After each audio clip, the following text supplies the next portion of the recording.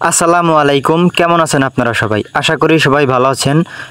সকাল সকাল চলে এলাম আমরা আমাদের পাটের জমিতে। এই পাটগুলো কেটে রেখেছিলাম আরও 6 দিন আগে। আমরা আমাদের জমি থেকে পাটগুলোকে সরাতে পারিনি, কারণ আমাদের পুকুরে জায়গা না থাকার কারণে এই পাটগুলো আমরা এখান থেকে পুকুরে নিয়ে ফেলতে পারতেছিলাম না। আশেপাশে আমাদের নদী আছে অনেক দূরে, আমাদের গাড়ি ভাড়া দিয়ে এবং আমাদের অনেক পরিশ্রম হবে, সেজন্য আমরা আমাদের ওই পাশের নদীতে আমরা নেই। তো আমাদের নিজস্ব একটি পুকুর আছে, ছোট একটি পুকুর, এই পুকুরে নিয়ে আমরা ফেলব। এই পাটগুলো তাড়াতাড়ি আমাদের এইখান থেকে সরাতে হবে, কারণ এই জমিতে আমরা ধান লাগাবো এবং এই ধানগুলো যদি লাগানো এখন একটু দেরি করে ফেলি তাহলে আমাদের ওই সময় পেঁয়াজের হালি আমরা তাড়াতাড়ি করে দিতে পারবো না। সেজন্য এই পাটগুলো আমাদের তাড়াতাড়ি আমাদের নিজস্ব পুকুরে নিয়ে ফেলতে হবে। তো সুন্দর করে আমরা বেঁধে রেখেছিলাম। এখানে মোট 61 বোঝা পাট হয়েছে। এই যে আমাদের ধানের চারা দেখতে পারতেছেন, এটি হচ্ছে বিনা 17 ধান। এটির বয়স আজকে 22 দিন। জমিতে রোপণ করার উপযুক্ত সময় এখন। তো সুন্দরভাবে আমরা পাটগুলো বেঁধে কমপ্লিট করে ফেলেছি। এখানে আমাদের মোট 43% জমি। এই 43% জমিতে আমরা পাট বুনেছিলাম এবং ধান লাগাবো। পরবর্তী চলে এলাম আমরা আমাদের আগে কিছু পাট আমরা জাগ দিয়ে রেখেছিলাম, এই পাটগুলো পরিপূর্ণভাবে জাগ এসেছে কিনা সেটা দেখার জন্য। তো আবার সুন্দরভাবে পাটগুলো ঢেকে রাখার চেষ্টা করতেছিলাম, কারণ পরিপূর্ণভাবে জাগ না আসলে আমাদের এই পানিতে আরও 2-3 দিন রাখতে হবে।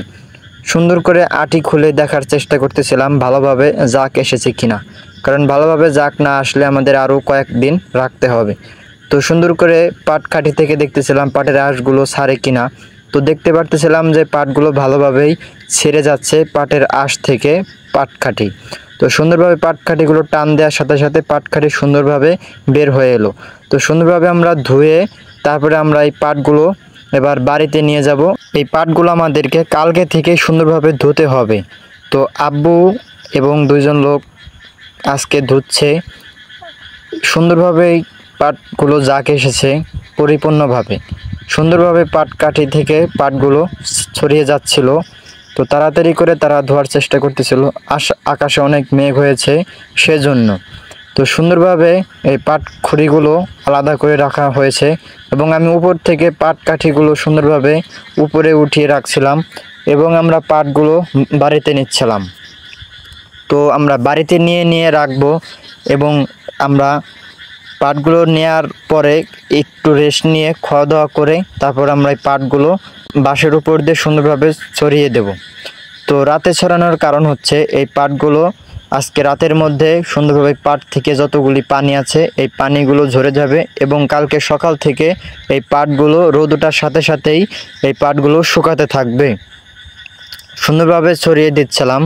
তো ভাই আমি নিজে যা করি আপনাদেরকে তাই আমি দেখানোর চেষ্টা করি এবং আমরা প্রত্যেক বছরই এই কাজগুলো করে থাকি। সুন্দরভাবে আমরা ছড়িয়ে দিচ্ছিলাম। এখানে আমাদের এই পাশ থেকে একদম ওই পাশে হচ্ছে 10% জমির পাট। এই 10% জমির পাট আমাদের এই একারে আমরা ছড়িয়ে রেখেছিলাম। সুন্দরভাবে আমরা ছড়ানোর চেষ্টা করতেছিলাম। পাটের কালার তেমন একটা ভালো হয় নাই, কারণ এটা তো নদীর পানি না, এটা হচ্ছে পুকুরের পানি হওয়ার কারণে পাটের কালারটা একটু কালো কালো হয়েছে। তো সমস্যা নাই, পাট তো পাটই, কালার যেমনই হোক না কেন। আর একটা সমস্যা হচ্ছে রোদে শুকানোর কারণে এই পাটগুলি এরকম একটু কালো কালো হয়েছে। তো সমস্যা নাই, পাটগুলি সুন্দরভাবে আমাদের ধোয়া কমপ্লিট হয়ে গেছে ইনশাআল্লাহ। তো সবাই আমাদের জন্য দোয়া করবেন। আসসালামু আলাইকুম রহমতুল্লাহি ওয়া বারাকাতুহু।